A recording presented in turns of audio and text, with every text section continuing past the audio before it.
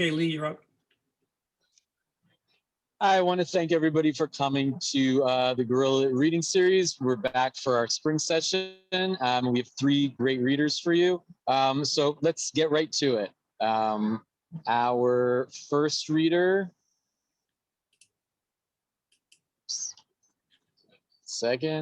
our first reader is Jason Schwartzman. His essays and stories have appeared in the New York Times, New York Magazine, Narratively, the Rumpus, Hobart, River Teeth, Nowhere Magazine, Human Parts, Mr. Beller's Neighborhood, Hippocampus Magazine, and elsewhere. He's a founding editor of True.Ink, a revival of the classic adventure magazine. No One You Know is Schwartzman's debut book. Please welcome Jason.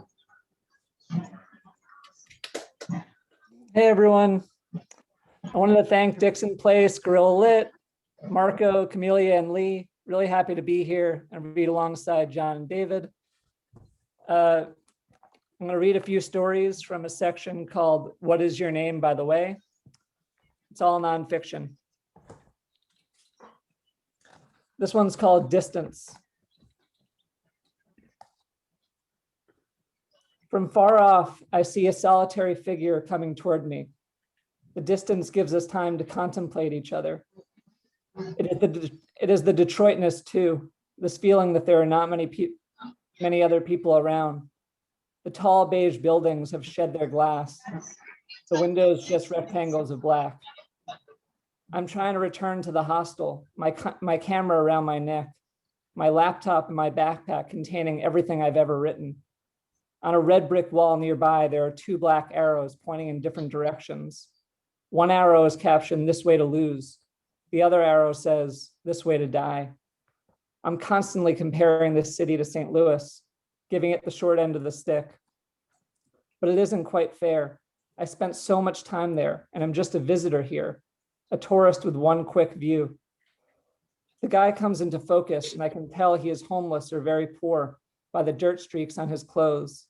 As he drifts closer, I can see him eyeing my camera.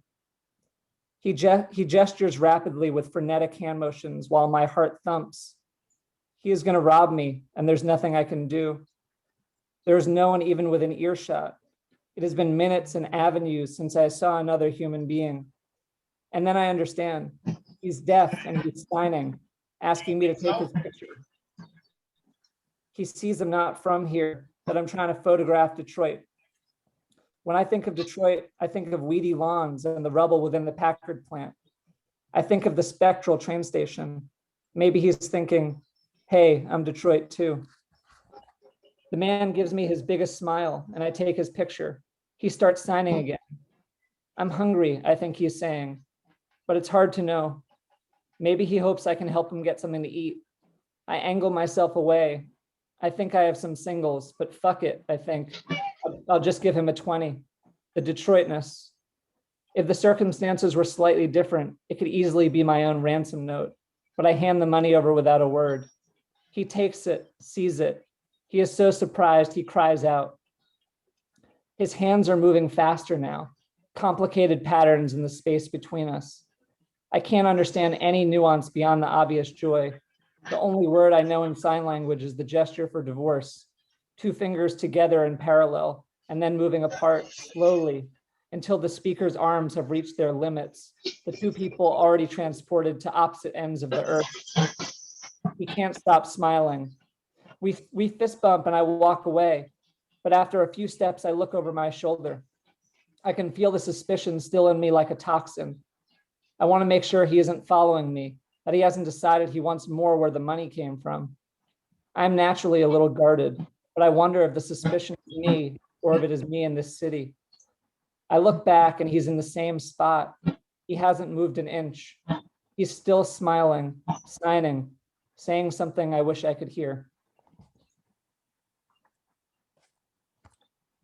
This one's called The Place Where She Can Be Herself. Is this day over yet? The customer asks. It is 1:30 p.m. No one knows what to say. Not the owner, not the stylist, not me, as the owner is cutting away my hair. Vague sadnesses leak out of her. She can't find her center, she says. But the customer is calm by the salon. She feels comfortable. Like when she is here, she can really be herself, she tells us. The way she can talk, she can in other places. She refers often to a surgery, and later it is clear she is talking about a breast enhancement. Before the surgery, I learn, she had a dress with a very slim fit. It looked great on her. After the surgery, it didn't fit anymore. She'd bought it for $2,500, sold it for $1,500. How she phrased it, it was as though she'd made $1,500. No, the owner says, you lost $1,000. The customer more or less ignores this. She is in the salon, the place where she can be herself, where she can boast about her $1,500 profit. I understand. There is a before and there is an after. We are in the after. Anyway, it is the stylist she comes for, not the owner. The stylist who laughs with her, makes her hair look pretty, asks her questions, keeps the fragile momentum going. After she leaves, the stylist starts with the remarks. It takes less than a minute. The silhouette of the departed has just barely moved across the glass window. The stylist cleans up the hair, these last parts of her, and begins disinfecting the equipment. She brings up things about the customer, who it turns out is her favorite punching bag. She starts with the surgery and then moves on to her expenditures and her attitudes. One by one, she attacks them. I just don't get that, she keeps saying. If the customer had overheard, though, I would have told her not to worry about it. We all have to sell for a loss sometimes. This one's called Quick and Dirty. There's a hole in my roof, so the contractor arrives. We get into it right away. His second job could be a professional beer drinker. His first wife, she was a cheater. He enjoys summing people up. You're a thinker, I can tell that. His second wife woke up one day and decided she wanted to be somebody. She left him. The Mexicans, he complains, don't dispose of their garbage properly. Before he leaves, he tells me about his daughter who has some disabilities. Beautiful penmanship, though.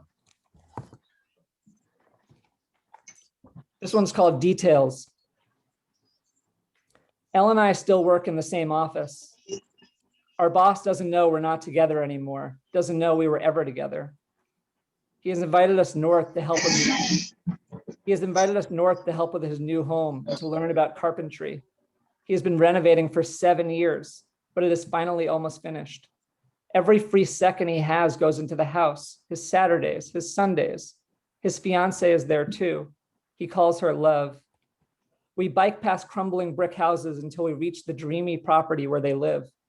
There's a secret passageway that joins 2 rooms for their kids someday, and we squeeze through its small hole. He gives us a tour of the bedroom and the kitchen, showing us a painstaking amount of detail. 7 years worth of the texture of certain woods, of the way the light hits specific windows. It is as though his love for the house lives inside the details he describes.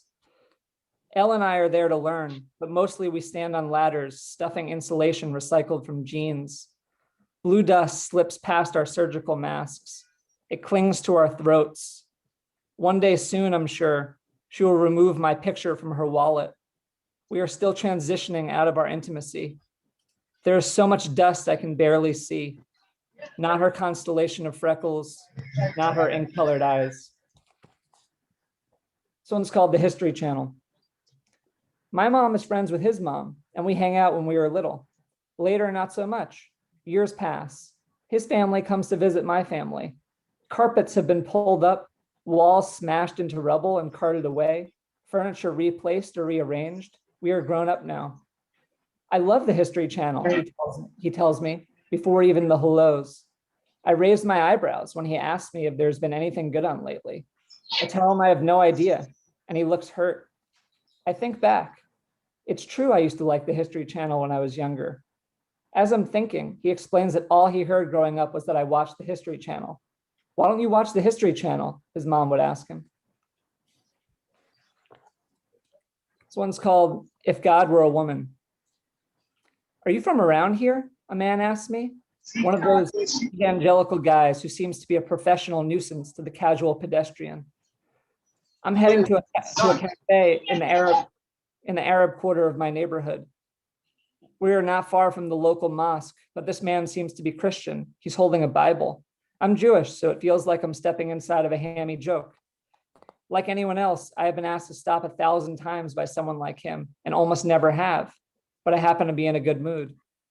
I tell him I am in fact from around here. I live just down the block. There is a woman with him, but she doesn't speak. I'm expecting to hear about Jesus, but the man would like to know if I'm aware that there's a chance God may be female. He pulls open his Bible to show me a passage in Genesis with a mysterious pronoun. Now the earth was formless and empty. Darkness was over the surface of the deep, and the Spirit of God was hovering over the waters. It's that spirit that has the feminine pronoun. I'm intrigued by the idea of God as a woman, and I loosen up a little bit, curious where else the conversation can go. I'm charmed by his progressive vision, and even when the talk tilts toward conversion of what I am and am not, I start talking excitedly about a Torah I've seen recently that acknowledged some scribal errors. I love this phrase. The idea of these scribes copying out everything by hand, the inevitable introduction of small mistakes due to the Herculean nature of their task, each version becoming its own in minor imperceptible ways that will grow over time. Errors, he says. His voice has lost some of its music. He stares at me. The woman continues to not speak, though now her silence says something. Thank you for sharing this with me, I say to him, but he is no longer listening. This one's called Screensaver. This is a big country club of nothing, complains an older white woman when she has been waiting for a few minutes in the Verizon store.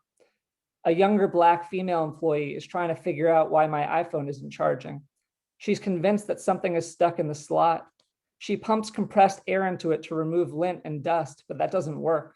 The older woman asks if she's the manager. She is. The real manager? The real manager. The older woman snaps at her when she returns to my iPhone. She complains loudly to a sympathetic customer who is also waiting a few feet away from us. Her temper worsens the longer she waits. When she demands the corporate number, the employee restrains herself and simply goes to a back office and returns with it. I see her own anger flare and then retreat in her face. She is used to it, I imagine, sadly. She turns back to my iPhone, now with a thumbtack. The older woman is standing very close to us, still bitter and complaining. She is so close, she sees the colored fish on my screensaver. She asks if I photographed them, full of curiosity and grandmotherly enthusiasm. I am so stunned by the shift that I just nod, even though they are illustrations from an exhibit at the Natural History Museum. Such nice fish, she says.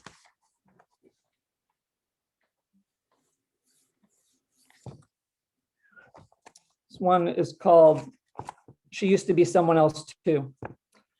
It is late and the bus is still an hour away from this small town in the northern neck of upstate New York. I'm outside on a bench. Inside there are pinball machines no one is playing. We start slowly. I ask if she's sure the bus will really come. It will, she says. She sees I'm on my laptop and slips me the Wi-Fi password for the coffee shop next door. She takes out some cigarettes. On some days she has to choose, she says, cigarettes or food. Voices come through on her walkie-talkie. Taxi drivers. She tells me how bad everything is in the town, how her taxi drivers used to be engineers. They used to be CEOs, how everyone is in decline, including her. She laughs. One of the voices belongs to a man named Steve. He is one of the drivers, or he is her husband. Bye, my love, she says to Steve. I keep becoming invested in these little stranger interactions.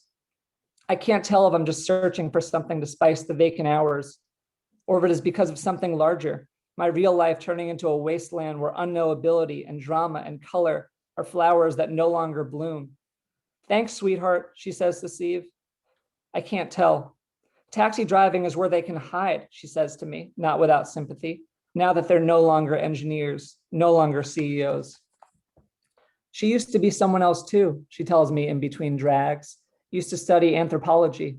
Now she is hiding. On her days off, she says, she doesn't come here where we are. Otherwise, I'm just bus lady, taxi lady. On her days off, she doesn't want to be these things. Her walkie-talkie keeps ringing almost every minute. When we're talking, she lets it ring longer before she presses the button to receive the call. In the parking lot, our conversation accelerates into increasingly personal territory. I tell her I think I'm in decline too. She said it, so I can say it. We're talking about things maybe we wouldn't talk about if we knew each other better. What is your name, by the way? She asks. The bus will be here soon, but before it comes, Steve shows up. He comes from around a corner, so I can't see if he is coming from a taxi or he's just there to keep her company during the graveyard shift, to share a cigarette. I like the idea of that, of Steve speeding over for a few drags with his wife, this lonely corner a little less lonely. We all talk for a while and then Steve leaves. He heads back around the corner, and when the dispatcher starts talking about him, she still never pivots to a we. Then she mentions an ex-girlfriend, though maybe she dates men too. I end up appreciating the ambiguity, that all I can puzzle out of them is their fondness for each other. Then the dispatcher's walkie-talkie starts ringing again, and I throw my backpack over my shoulder. As the bus pulls up, we wish each other nice lives.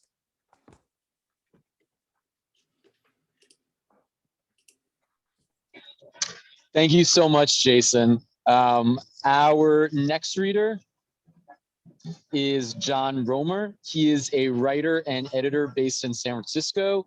He is the founder and senior editor of Outpost 19, an award-winning book publisher. He is queer, a San Francisco resident since 1991, and an explorer of urban change. Roemer studied literature and fiction writing at Northwestern. His novel, Fine Windows, is available now. Please give a warm welcome to Jon.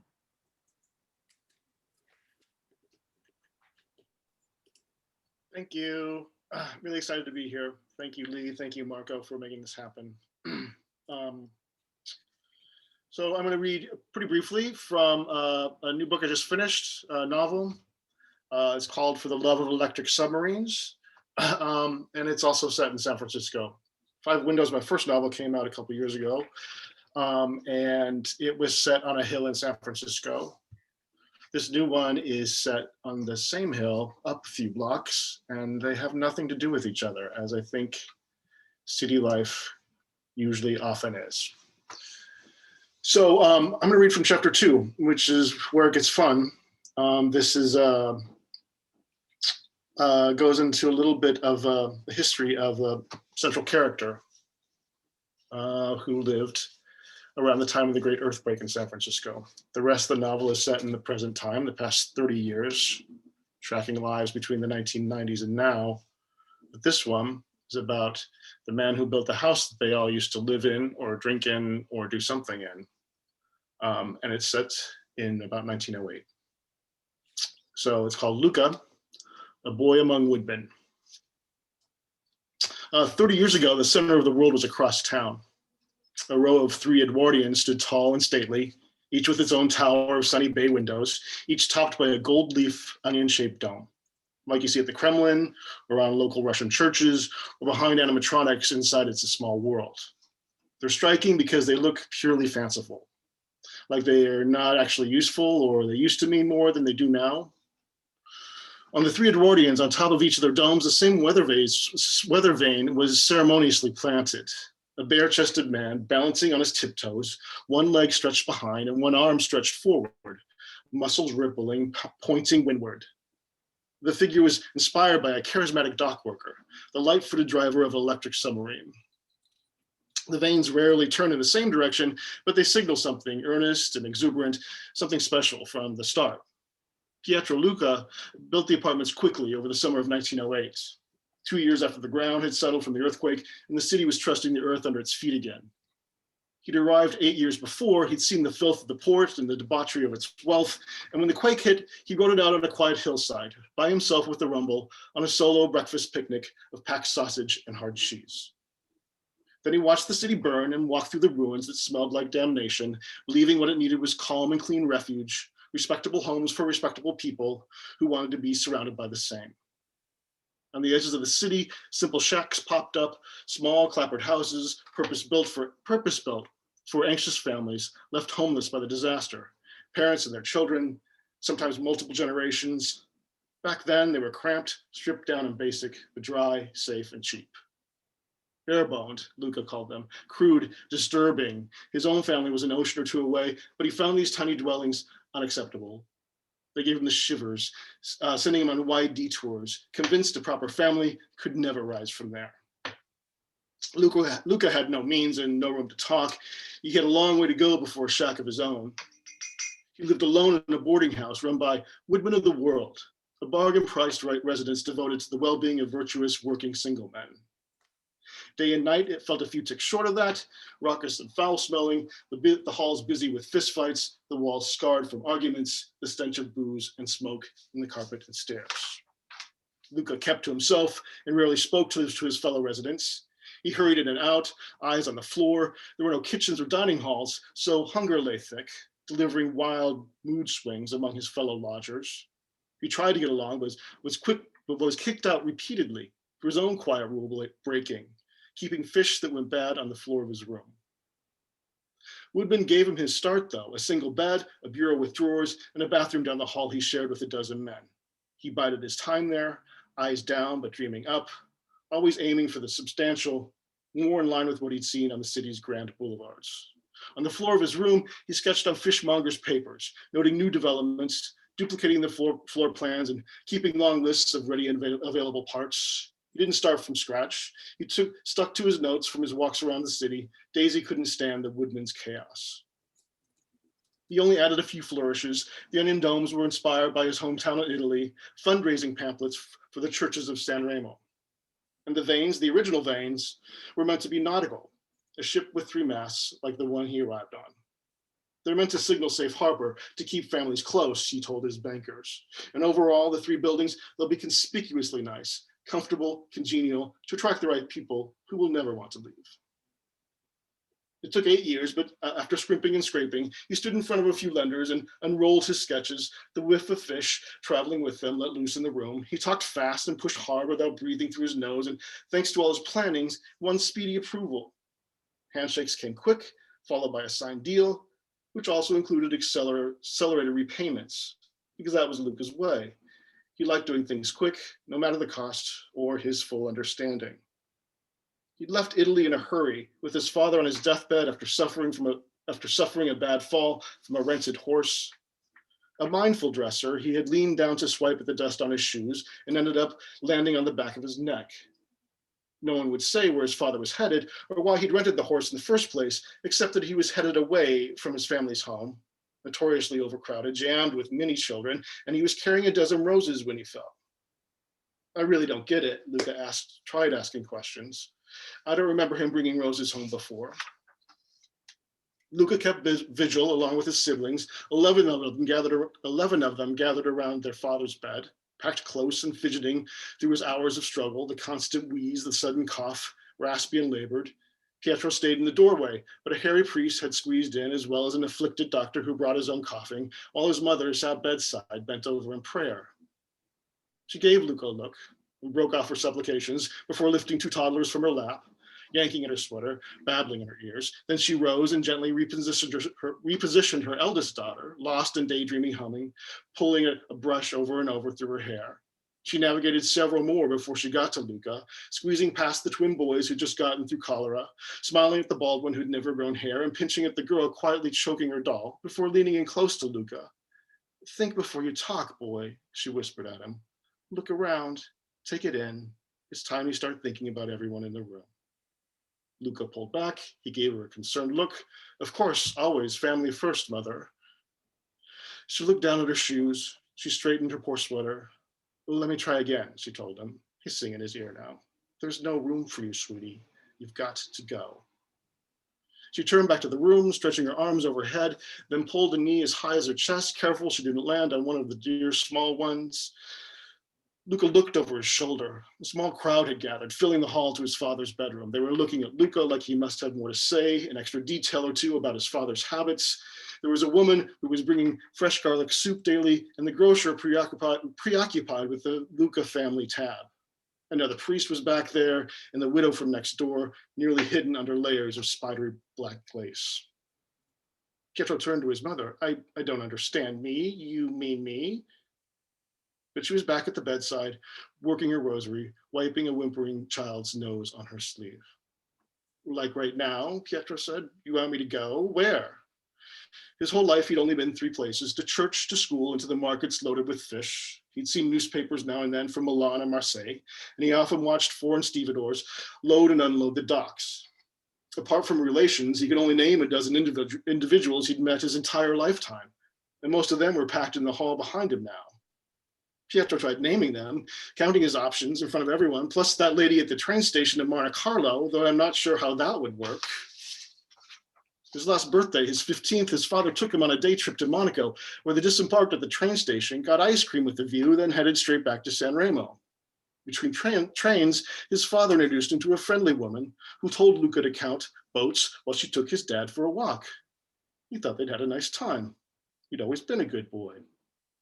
But from the bed, suddenly his father bolted up. He turned toward Luca. "Get out," he yelled. "Just get out," he yelled again, and with alarming vitality, reached under his bed and threw one of his dusty shoes, hitting Luca in the chest.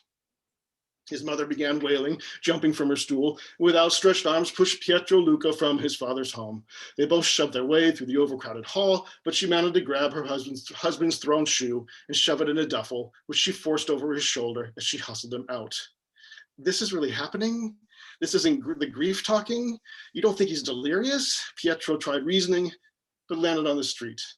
No idea where to turn, shocked by his mother, confused by his father, and not really believing where he found himself. He ran to the water's edge, struggling with his duffel, winded and doubled over on the edge of the docks. "Just a second. Hey!"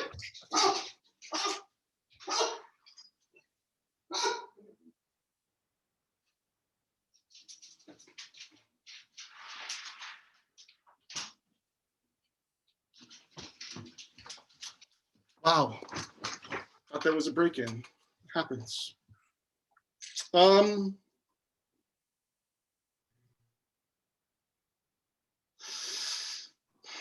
He heard his mother still wailing, running after him. He dropped his duffel, waving back at her, certain she'd come to bring him back home. But she kept barreling, grabbing him by the belt loops, leading him to the gangway. She picked up his bag and stuffed the matching shoe in it. Then she crammed a wad of bills in his jacket pocket. He stumbled when she pushed him, almost landing headfirst into the briny drink. He finally got to the ship's rail, where he tried to wave her down, but she was already hightailing it back home. The ship stopped in Malta before it passed Gibraltar, then crossed to Brazil in the Strait of Magellan. He spent 3 months in a steerage hammock in the ship's dark bowels, assaulted by coarse language and forces bigger than common sense. Sorry for the interruption. That was, I guess, my door was blown open by the wind, and my little lame dog was nuts.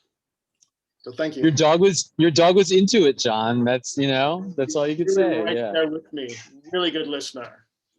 We're in a Zoom world now, so what can you do? No, thank you so much, John, for reading. And we're going to go to our last reader of the night. The last reader is David Winner. His Kirkus-recommended novel, Tyler's Last, concerns Patricia Highsmith and Tom Ripley. His first novel, The Cannibal of Guadalajara, won the Gival Novel Prize and was nominated for a National Book Award. A co-editor of Writing the Virus, an anthology of writings about COVID in these times. He is the fiction editor of The American, a senior editor at StatORec, and a frequent contributor to the Brooklyn Rail. His writing has appeared in The Village Voice, The Millions, Iowa Review, Kenyon Review, Fiction, and several other venues in the US and the UK. His latest novel, Enemy Combatant, is available now. Please welcome David. Hi, Professor! Yay! Thank you so much, everybody. And thank you so much, Lee and Marco, for having me, and John and Jason for reading with me. Okay, so my protagonist, Peter's life has fallen apart. His mother's died really suddenly. His wife has demanded about separation. He's become psychotically enraged by George W. Bush administration abuses. And he's just recovering from 2 insane days with his friend Leonard in Turkey, from which he's escaped to the Republic of Georgia, which is nearby. This is 2005. Pick up at the Stalin Museum, June 5th, 2005, Gori, Republic of Georgia. Peter shadowed German tourists as they followed the young guide with the brightly dyed blonde hair and heavy accent. They trod on threadbare carpets through grandiose hallways, past gargantuan statues, commemorating the great man that Peter had only learned was Georgian since landing the day before in Tbilisi. The guide wagged her finger at her charges at the end of the tour, regaled them with all the biblical horrors due Europe and America before Stalin had saved the day, then disappeared down cracked marble stairs to her office in the basement. While Peter went through Stalin mugs and Stalin t-shirts at the gift store, he imagined some Georgian version of himself buying similar merchandise at the ranch in Crawford, owned by Stalin's contemporary equivalent in the United States. Walking past socialist realist posters of George W. Bush's disgraceful aircraft carrier Triumph and Baroque life-size statues of him, Cheney, and Rumsfeld, tapping the nation's airwaves, smiling approvingly outside of foreign jails as their charges dunked POWs in buckets of water and shocked them with electricity. The familiar fury rattled through Peter, but he learned how to right himself. Closing his eyes and clasping his arms on his hands, he waited for his body to stop shaking the way it did whenever he thought about his president. Once the rage had dwindled, leaving him achy and shell-shocked, Peter ran out the door of the museum to investigate the shack in which Stalin had spent his early childhood, then tramped through the quaint bulletproof train car he'd used during the war. Peter had reached the street and started back towards the bus station when one of the rickety Ladas from the 70s that he'd seen all over Tbilisi drove by. The dinky plastic box with the word taxi in bold, magic marked letters explained why it was slowing in front of him. "Hey guy, go to Tbilisi?" asked the swarthy driver, probably not too far into his 40s, but older looking, more seasoned. Peter's shorts had given him away. Like the Italy he'd visited as a teenager with his parents, men in Georgia wore long pants even on sweltering days. "Niet," Peter sternly rejoined, employing one of the 5 words taught to him by his Russian-American 5th grade teacher. But before the "niet" had formed on his lips, the "da" had emerged in his mind. Tired, sweaty, and still residually hungover, he wanted quicker passage to his air-conditioned hotel room. His Australian guidebook claimed that you could hire a cab all the way to Yerevan in Armenia for 80 lari, $50, but the day before an asshole driver had charged him nearly half that for the 20-minute ride from the airport. The approach of the driver gave Peter another opportunity. Leonard had fallen apart in Turkey, but Peter had mostly kept his wits about him, pulling himself out of that tidal wave of dissipation before it sucked down both of them. Leonard was lost, but Peter had a baby about to be born and a wife who might take him back. Leonard paid people indiscriminately for their services, but Peter could fight for a fairer price. "Tell me how much," Peter gave up on Russian to ask. The man scratched his bristly chin. After shuffling around in the uncomfortable front seat, its yellowish foam barely contained by duct tape, and tucking his wrinkled gray sports shirt carefully back into his pants, he offered a special price for you, 30 lari. It was an unbelievable bargain for a 100-kilometer ride, but Peter rolled his eyes and demanded 15. The driver shot a quick look back at Peter and agreed to 20, a sharp dip from 30 before opening the passenger seat door. Unnerved by what he'd gotten away with, Peter cautiously climbed into the passenger seat, ready to be driven all the way for $12, less than what it cost him and Sarah to get back to Brooklyn from Manhattan on a typical Saturday night. Peter slipped the Stalin Museum brochure under his buttocks to protect them from the springs slipping up to the seat. The flimsy door slammed shut and the creaky vehicle jerked down the avenue in the direction of the bus station. Peter bit into his lips when the car took a sharp turn down an unpaved road, but soon he recognized the statue of the Georgian folk hero holding a broadsword and the old Orthodox church atop a hill. The Lada bounced on its shocks as they buzzed along in silence. Peter was drifting towards sleep when he saw the driver peering intently at him and asking the usual question, "You're American?" before glancing up at the big green hills on the sides of the road and starting to list laconically, "NBA, Jay-Z, 50 Cent. Peter took in the man's red face and roughed up clothes and tried to measure him up. There had been mostly just black and white people in the Virginia of his growing up, and some Poles, Dominicans, and Chinese on his block in Brooklyn. Neither the exact location of Georgia nor the type of people who lived there, like Russians, like Arabs, were clear to him, and his head ached too savagely to puzzle it out. Locals in other countries had lectured Peter before about iconic African Americans, but he couldn't understand how this indecipherable character could care so much about Beyonce, Mary J. Blige, and Shaquille. Luckily, Peter wasn't expected to comment. He didn't really follow the NBA and mostly listened to rock music from the 90s. His comments complete, the driver pulled out a pack of cigarettes from its resting place just above the gears and started to chain smoke. inhaling each in 4 or 5 drags. Then he reached for the battered mobile in the breast pocket of his shirt, dialed someone and spoke to them in an unnecessarily hushed voice, as if Peter could somehow understand. He'd gone on for several sentences, repeating what seemed like the same urgent phrase, when the person on the other line broke into the conversation, sounding skeptical, surprised. The driver's face crinkled as he peered across at Peter and delivered an authoritative vow into the phone that sounded like a command. Once the call was finished, about halfway to Tbilisi, the driver turned on the radio and flooded the car with the bastard children of the Polish polkas Peter and Sarah still heard around Greenpoint, and the Arabic pop the Yemenites blasted from their bodega across the street. Though still deep in the countryside, about 20 minutes later, a sign in Roman lettering indicated that it entered city limits, and the driver placed an old-style American rap tape into the dusty cassette player. "Don't believe the hype," insisted Public Enemy. The letters on the intersection suggested that Tbilisi traffic bear right, but the driver, attempting some sort of shortcut pose, exited to the left.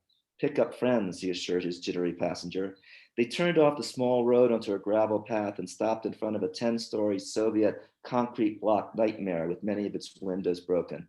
It smelled of squalor from meters away.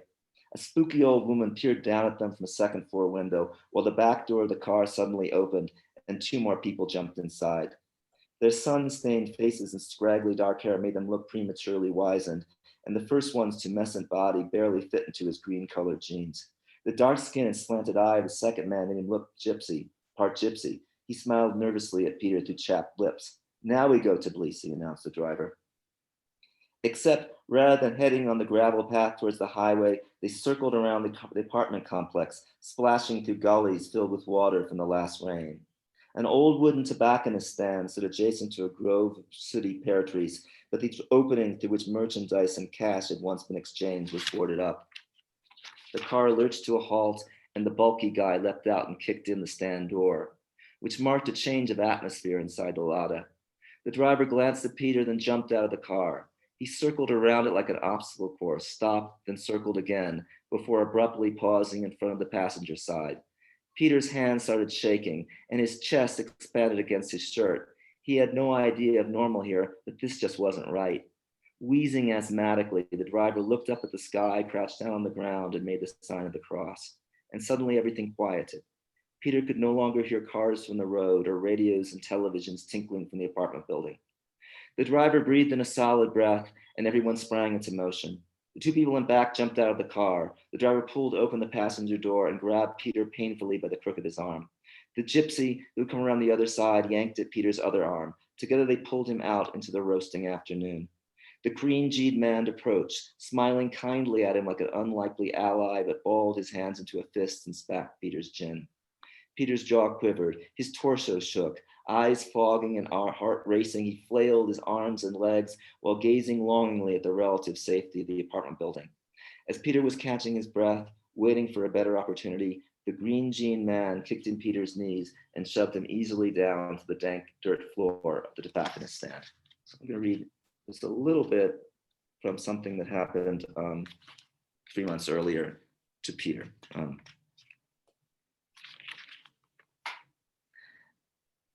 Until the taxi arrived at the hospital and the doom on Aunt Sophie's face erased all hope. A quick hug, and she was pulling him into the ICU, where his mother lay in a circular panopticon of hospital beds, nurses and computers occupying the center. Attached to IVs and oxygen, her eyes flickered in recognition when he approached her. Faintly, she whispered what she'd often tell him when he found her troubled or unwell. "I'll be okay. I have to watch out for you." By the time Peter was 12, his parents were barely talking and depression was leveling his mom. After dinner, she would stare silently at the flaking paint in the dining room ceiling for minutes on end, ignoring Peter if he tried to talk to her, until finally they would hear the sounds of his father coming down the stairs, and she'd pull herself to her feet so the 2 of them could take care of the dishes. Some weekend mornings, she'd stay in bed until noon like a teenager while Peter shivered under his sheets, worried that she'd found some way to end her life. Now, decades later, he'd taken her so for granted that she started to die on him. In the ICU, she closed her eyes and sank back into sleep, and Peter fled for the nearby waiting room to gather his courage for the coming vigil. "A short one. You made it," Sophie's words upon his arrival. "It won't be long." The flight had evaporated his buzz, and he wanted more to drink, but hospitals, those tensest of places, were devoid of bars. He hadn't really cried since receiving the news, but tears now careened down his cheeks, reaccumulating the moment he wiped them away. His blurry eyes circled the room, the water cooler, the pastel chairs and couches, the photo of the Grand Canyon, and the President of the United States, whose devious grin made Peter think about the surgeon at the other hospital. He'd murdered Peter's mother like the slick, smiling little prick face on the wall was murdering his country.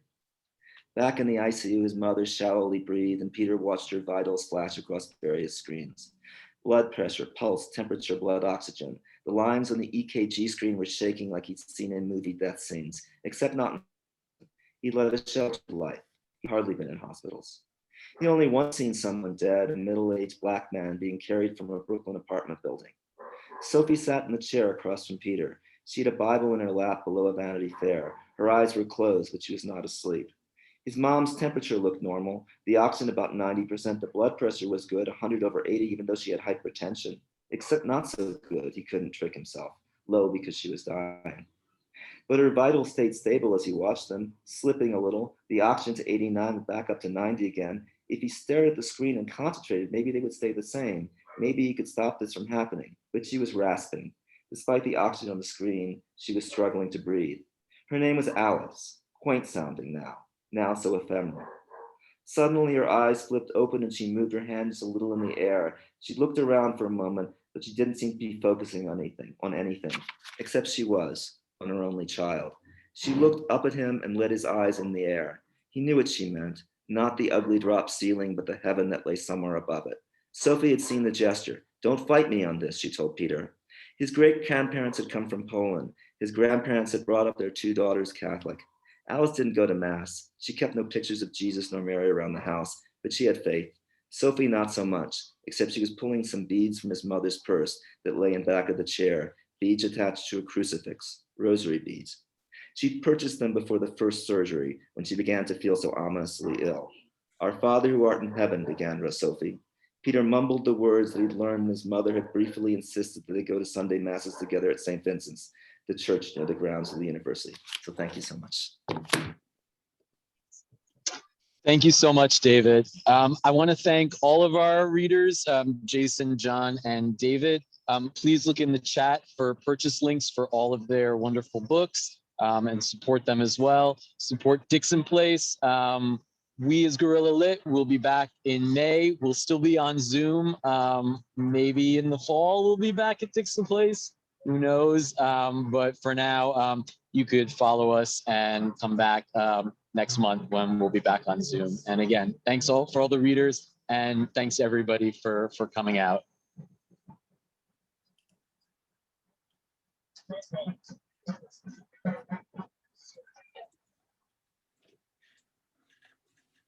If anyone has any questions for the authors, you can put it in the chat, or you can just shout them out, and they'll be happy to answer them for you.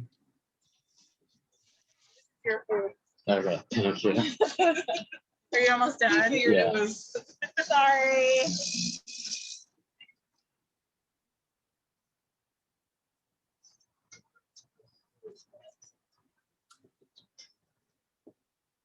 No questions for the authors? I want to go onto there. Ooh, it's getting cold up here. Like I was fine. Okay, then. Can you put up the final? I have one, Oh, okay. since nobody else is asking. Hello, David. David and I share a name and a profession, and it's the first time we've seen each other. Your story in Georgia read very much like reportage, and I've been in Georgia one time, and you captured the atmosphere. I take it you have been there.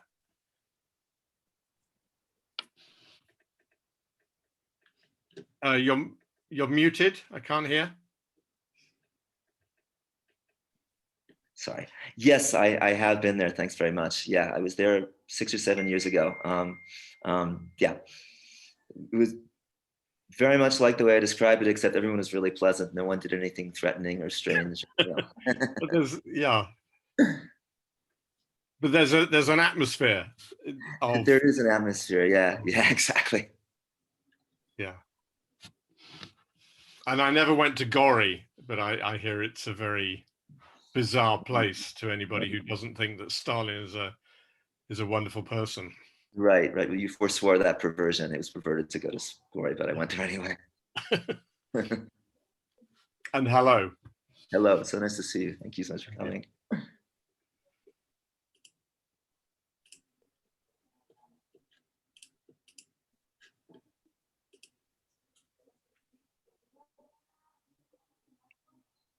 Do we have any other questions? I have a question for all the readers. How has the pandemic affected your writing?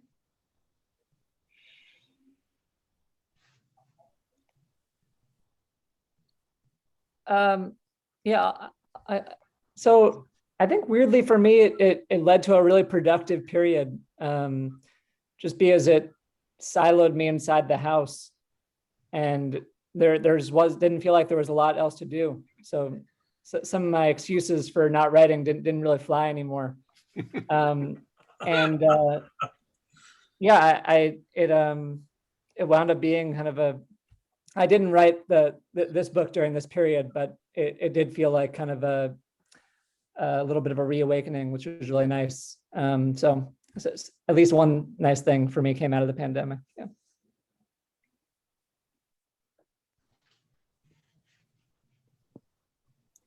Well, I mean, once we realized that we shouldn't necessarily try to address it directly or exploit it, which was my instinct at some point, I have to confess, it does become a period in which you get stuck inside and find it easier to write. I mean, I think that there was something in the New York Times soon after it started, sort of suggesting that writers shouldn't try to immediately write about it. And I think that's really wise. I think it's something that all of us, writers or non-writers, will become part of our worlds, fictional worlds and non-fictional worlds sometime in the future. But yeah, I think we lost John. I'm not sure. We did, yeah. I don't see him in the in the list. Any other questions for our two authors that are with us?